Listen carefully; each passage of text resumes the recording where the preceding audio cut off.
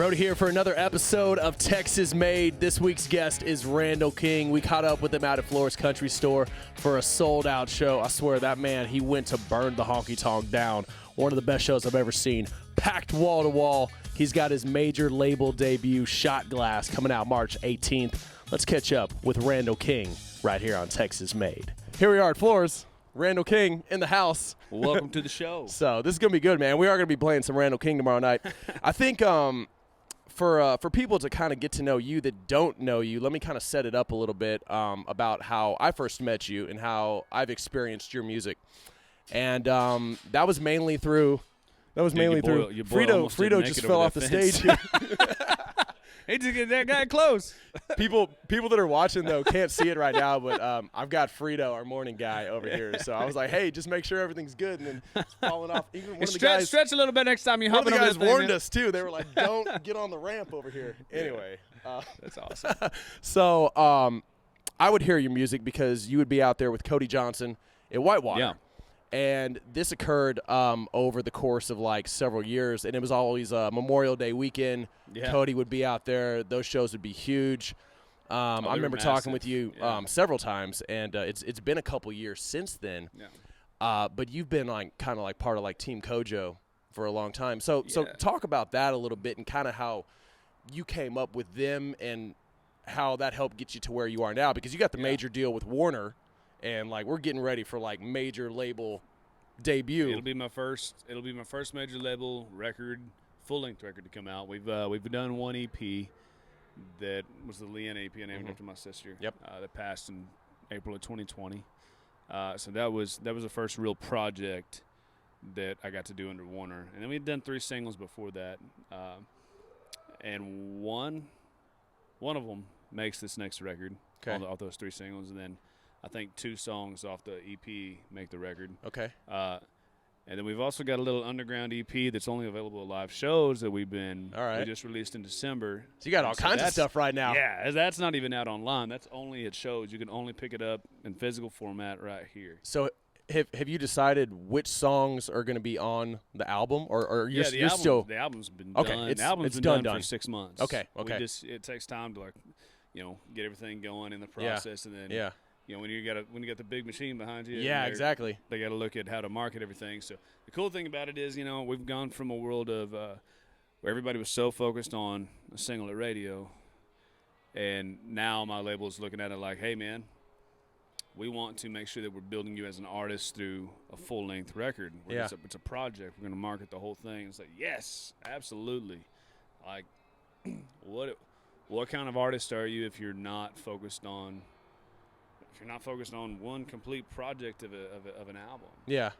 It's not just people showing up just to see like, oh, he's got one song. It's like, no. Yeah. Like if like you're singing every song like all night, like the audience is, because it's like we've got good stuff. This is like we're here to honky tonk. You're always talking about honky tonk stuff, and it's like we love this cowboy stuff, man. But we we're on the same. So the Kojo thing, we're on the same management company. Yep. It was Howie Edelman, Scott Gunner. And Scott started working with Scott in 2016, and he was the song guy. So he was the one that got me in the room with the guys that I've been writing with for the last 4 years. And then he became my personal manager, and teamed up with Howie because he was already working with Kojo. And so we just started going out on the road with Cody for a couple years. Yeah. Just, not all the time. We probably played 20 to 25 shows with him a year. Yeah, but the big shows though. And they were big shows. Big shows, and it helps out a lot. It got traction underneath our feet and got us going, and we made a lot of fans off it, and we learned a lot from them, man. We learned how to be pros, learned how to run a clean stage, learned how to be just how to run a tight ship. That's the biggest thing I learned, And Cody is like so professional. They're great. And like very particular, but like in a good way about stuff. And like that rubs off on you, I think, because then you figure out how to do things the right way, go about the process and everything like that. Yeah. And I know being out there at Whitewater too, man, like Cody would be on. And then there's girls and they're like, Randall King's over at the merch booth, and they're running they're running over there. It's kind of like the reverse of when they first opened the gates. Yeah, and everybody we runs also in. learned when the headliner is on stage, you don't go to the merch booth. We learned that the hard way. I mean, it would just happen. I'd be like, well, like, yeah, he's hanging out, but I was like, yeah, the show's on. But like, they're like, no, we're gonna go see Randall King right now. Well, that's good. So let me tell you about this. Sold some koozies. This is a good little segue right here. So one of the girls at the radio station, her name is Rebecca. Rebecca is like the biggest George Strait fan on the planet, hands down. Yeah. There's no debating this. With like other people could be like, oh, I'm a huge George Strait fan. You're not. Rebecca's a fanatic. She needs to meet my buddy Greg Maldo is what she needs to do. Yeah, well, He's the same way. They can battle it out or whatever.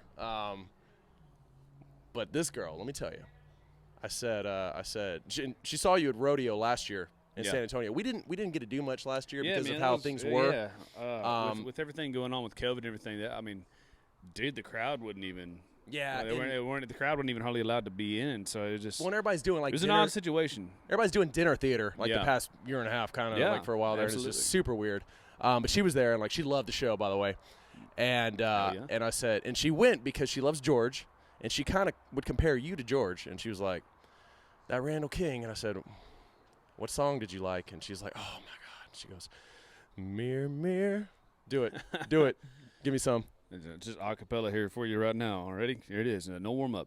Mirror, mirror on the wall. Oh my goodness. That one and Hey Cowgirl, she said. Yeah. Hey Cowgirl. Oh boy. Yeah. So she was in love. That's good. And I really think like the way you're headed, man, because you have such a great appeal in my opinion, kind of like the George for like our generation. Like man, that's honestly, it's a lot to live up to. I get compared to Strait a lot. I love Strait. And that's a very high mark. It's a high compliment to be compared to him. And I'm on my own path. I'm not trying to be George Strait. I'm not trying to be Cody Johnson. That's good. That's good. I'm not trying to be Garth Brooks. I'm here to be Randall King. And when you come to the shows, you're gonna see what you get because it's 100% honest, me. And dude, we've played 140 shows a year. I mean, COVID was what it was. I think we ended up with 90 in 2020. Yeah. So y'all have been grinding for a long time, though. We still did. When the country started kind of opening back up in August, we started touring. Yeah. We weren't scared. You just did what you could to keep people safe, and then we all realized that life has to go on. Yeah. It just has to go on. Well, and it's such a huge outlet for everybody to be able to go and enjoy a show. And I'd seen some of the pictures of the ones here at Floore's, and I'm like, this guy's phenomenal. I was like, I need to go see this dude and like see what he's doing right now because like you're like reaching out and like touching the crowd and like yeah, man. Like, the girls are like, this Randall King guy. Fun, man. I couldn't reach out and touch hands during COVID, but we did. They're close enough. We actually played on this stage that we're sitting on. Right at the back end of 2020. They haven't really we did it. We haven't started the season yet, as you can tell right here. This is a good place to set up, though. It's a nice backdrop.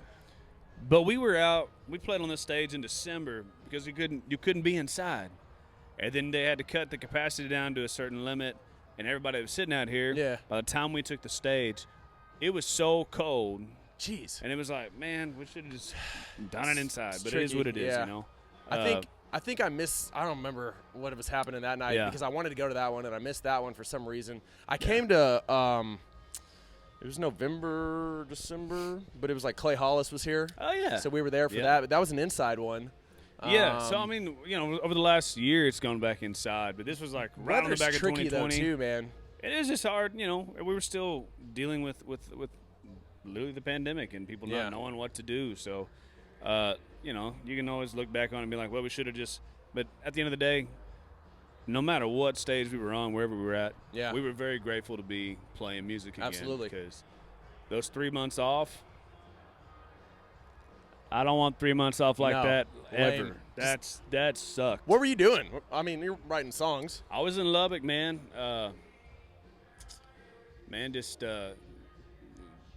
Literally nothing. That was like during those 3 months. That was when my sister passed away. Yeah. And so we were dealing with, man. You talk about a lost man.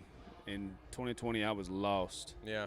And I'm very sorry about that, man. Between getting, I remember seeing that on Instagram. Yeah. I saw your post, and I had left a message on that, and Damn. Well, it's one of those things, man, that I've come to learn. And the time that I've been playing music, we've always come across something, right? Like it's almost always been either I've gone through 5 transmissions on the road going out. Yeah. Blown tires, blown axles. When you're working, there's always a potential of something going on. But Yeah. I've learned that you can only grow through adversity. If you're not overcoming things, then you're not growing, and God's only going to give you what you can handle. Mm-hmm. So for us, it was adversity. And for me in 2020, going through what I went through, having music pulled out from underneath your feet and just set on the side, like, oh, hey, just so you can't go tour. You can write songs by yourself or over a computer, which is a weird, very dumb weird. Everybody's doing the concept. Zoom Dumb concept. rights That and doesn't stuff. work for me. Music was pulled out from underneath your feet for 2 or 3 months. My sister passed. All these things, it just felt like in 2020 just came crashing on you. And I doused it in alcohol and parties and chasing highs. And they were just temporary fixes. Mm-hmm. And I was lost. And then last year in 2021, I straightened myself out. I really got closer to God, and I quit the drinking, quit the partying, quit chasing eyes, and started dating my girlfriend in Nashville now. Congratulations. Rudy. And man, life for me is just it's become focused in. You know what I mean? Mm-hmm. And it's not like oh man, we're settled down and I don't care about music or whatever. No, that's not the case. I'm focused. For the first time in my life, everything is clicking here. Yeah. And I'm all on one page. Feeling good.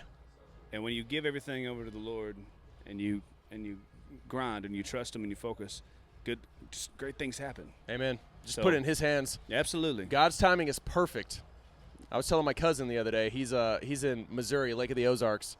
Oh, yeah. And we went up there for Christmas. I've seen that show. And so only part of it is filmed there. They have like shots of like the dam and everything. But yeah, it's all Georgia. Everything's like Georgia, right? Yeah. So Walking Dead. yeah, all that stuff, exactly.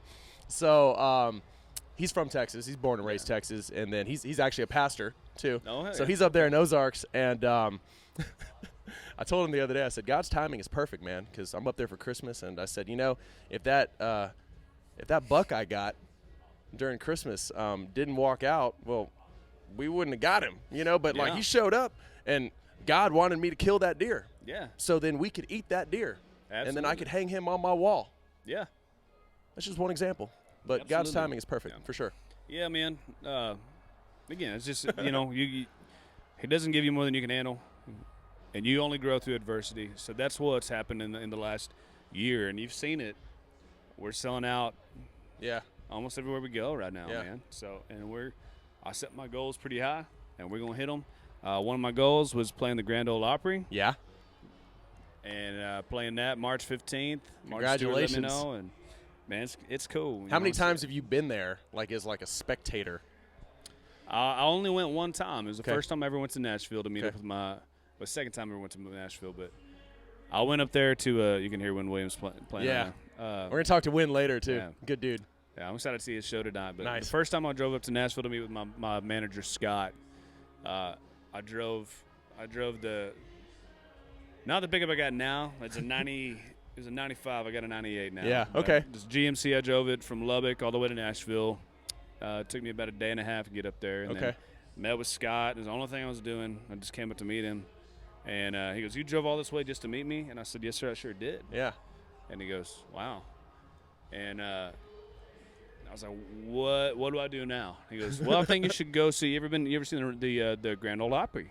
I was like, "Nah, I always wanted to. It's dreaming of mine to play it one day." Yeah. He goes, "Well, they're doing it at the Ryman, the original home." Mm-hmm. I was like, "Okay." So I went, and it was it's the only time I ever got to see Montgomery Gentry. Oh, wow. Yeah. It was about 2 years before Troy passed. Yeah. And so I got to see them, Vince Gill, and dude, it was the original home of the ramen. And then later, just about 3 years later, I played the ramen with Kojo. And now we get. I saw some of Jay Trevino's pictures too for that. Yeah. JT Tex. Oh yeah. That dude's a monster right he's there. Incredible. Wow, but incredible. Wow, that must have been something though right there. Absolutely. Nice. Well, you got that coming up. Shot glasses out. Let me look at my sheet. March 18th. It is. I believe I saw that you wrote 8 of the 11 songs. You co-wrote 8 of the 11 songs. There's only 2. That they're already out that I didn't write, and that's You and Honky Tonk and Record High. Yeah. And then the third is a song I'm not going to tell you yet. Okay, is that the one we're taking to radio? Out. No. Maybe. No, it's not. No. Something special. Something else. I mean, maybe gospel radio, you know. Oh, okay. There it is, right? Well, I mean, Cody's got the song too. The one at the end of the album, Human. Having a brain fart. You know the one I'm talking about at the end. And I mean, he always does that, but like the new one, like could very easily be on, like Christian radio and also country radio. Absolutely. So phenomenal. So I mean, there's no problem with that, man. That's good stuff right there. Yes, sir. What are you thinking about releasing? We played Record High on our New at Noon, which is where we do like showcase like new music and stuff like that. And I believe, if I'm not wrong, that was probably the first time Randall King was ever played on San Antonio radio. Really? And that was. I don't know anybody else has played it. Yeah. All right. As far, I'll tell you. I've been at Y100 for a while, and up until that point, we had not played anything yet because we had not had an opportunity to. I appreciate you, brother. But we got that on, and we're looking forward to playing some more. Yes, sir. So all right. So we're not focused on a single just yet. Okay. So we dropped out Record High, we dropped out Baby Do, and then You and a Honky Tonk. Mm-hmm. I think You and a Honky Tonk right now is one that a lot of people are playing since Record High hit #1 in Texas. Yeah. But we're still pushing Record High nationally. Okay. For the time being. Okay. And it's doing great. It's up, I think, on secondary radio. It's top 30. Yeah. So it's still pushing, still climbing. Good. And then for us, man, it's like, again, we're focusing on the record first, and then we're gonna let the fans decide. Just kind of dictate, just give them what they want, right? Fans blow up a song, we'll send it to radio. Do they have like some big like tour plans for you though? Because I mean, like Warner is like stacked with talent. Are they gonna be like, hey, like go out with so and so or whoever? We've heard there's been some talks about doing some things with some people. I know I'm doing a 2-week run with Clay Walker and Tracy Lawrence. They're doing back to back. They're doing dual co-headline shows. I know I'll be doing that. But as far as trying to go out and open for anybody on a big tour, that's not our focus right now. Our focus is headlining and selling out the venues that we're playing. Nice.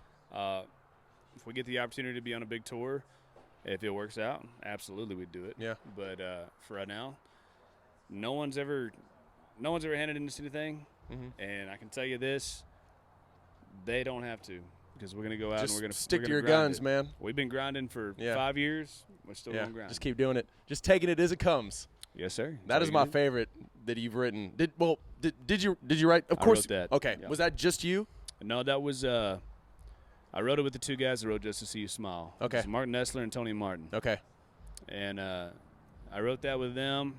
With Mark, I wrote Hey Moon. And then Around Forever was Josh Miller and Will Bundy. And they've got another song with me on this upcoming record. Nice. And of course, I'll Fly Away I didn't write. But it really sounds like you just got all the right people around you, man. And just everything is just going your way, and it's your brand. Yeah. Though, and like you said, you're not trying to be straight. You're not trying to be all these other people. Man, you know, just be yourself. Yeah.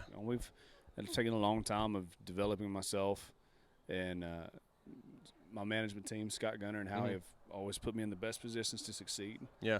And I said, it's our job to set you up. It's your job to go out there and knock it home. Yeah, that's right. All right. I think a lot of people are afraid to be themselves, though, too. And once you have the confidence to just be yourself and not worry about what other people think so much, then and also have, trust in God. Absolutely. Just give it to Him and just go out and just do what makes you happy. Yeah, man. And when it's genuine, people can sense that. Yeah. And it's going to pay off. It's going to pay off big. Absolutely, brother. Absolutely. So let's do this real quick, and we'll wrap this up, man. I appreciate you sitting down with me today. Thank you for having me, dude. Brody. It's a beautiful afternoon too, and here in January before we hopefully there's no more snow. It feels like March. Hopefully there's no more snowpocalypse stuff coming up anytime soon. Oh man, it's gonna be like 40s by Thursday, by the way, too. So it's gonna be like real stupid real soon. I'll be in Kansas City tomorrow watching the game. Tundra. Wow. Yeah, I'm gonna go watch them Chiefs win. Yeah. And then are you picking them for the whole thing here? Well, hell yeah. Yeah. Okay. Absolutely. Okay. Pretty tough. Apparently, too, we were talking about this earlier. Did Tom? Hey, jump in here real quick, and then I'll ask you what I was going to ask you. But apparently, Tom Brady retired, and then hey, this is Frito. What's up? This is the guy that almost lost it over there on that bike rack. Is that close? So apparently, Tom Brady retired, and then he unretired, or there's not a final decision. Come here and talk about this real quick. This is like a not so fast moment. Have you heard right? okay. I've heard rumors that Brady was going to retire, and they're not. So he's like talking to his family. Probably in between, like when y'all were showing up, like Yeah. ESPN announced to everyone, guess what? It's over. Tom Brady is going to retire. So everyone starts posting, reposting. Oh, what a great career! I don't believe that. Agent drops because why would that? He still looks good. Like he's gonna quit. He could play. I think dude could play till he's damn near 50. Well, normally they write like a letter and say like, "Hey, like I love y'all, thanks for your support. I'm out," or whatever. There's a tweet. If right? it don't come from Tom Brady or his agent, don't buy into it. Yes. Like, come on, man. So the guy's not retired. His agent shows up and he says, "Oh, he doesn't know yet." The GM of Tampa Bay shows up. We haven't heard anything. So now everyone's kind of like going back to not so fast moment here. But yeah, so Tom Brady got retired and unretired about 30 minutes. I wonder who over at ESPN got fired today. Right. It's always something. See, I always say like we're not really part of the media. Yeah. We're in radio. Yeah. We're the good guys. Absolutely. You watch the news and I don't watch much news. I don't watch much news either. I'd rather make my own news. They just lie to you. Yeah. Let's talk about good stuff though. Yeah. Final thing here. We like to call this That's What I Like About Texas here on Texas Made. And it's really like what I love about Texas, but you know. I thought that was DQ's slogan. Yeah, we're taking it. We're switching it up. So, Randall King's top 3 things that you like about Texas. Man.